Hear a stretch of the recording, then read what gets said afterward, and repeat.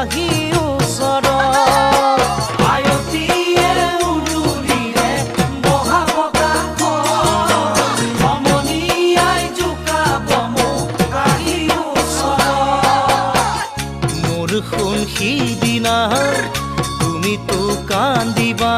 কেনেকৈনো নিচুকা মই সমাজৰ আগত কেনেকৈ